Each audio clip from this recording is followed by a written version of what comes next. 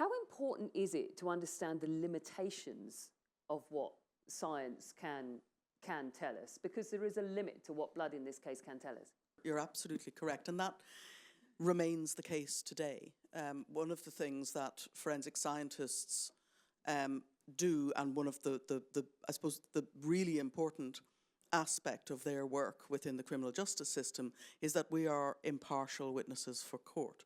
So our job is to look at the different traces of materials, whether it's blood or these days DNA or other types of traces of materials, fingerprints and so on, and to interpret them in terms of, can we find a potential source for those items and those traces, and that's not always possible.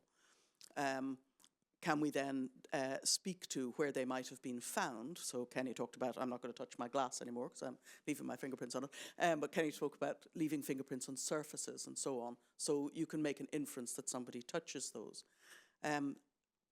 But equally, we have to be open to explaining, when we're asked, what the limitations of our understanding of how materials will get to where they're found. DNA is a very good example, so that the way in which we now analyse for DNA will tell us more or less whose DNA it is, but it won't necessarily tell us how the DNA got to where we found it.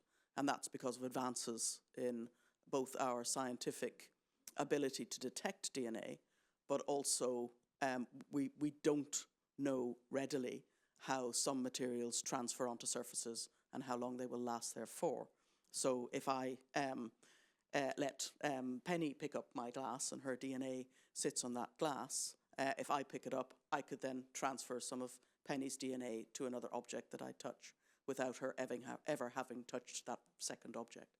So that element of transfer persistence is really important for us to be able to acknowledge that we don't know everything.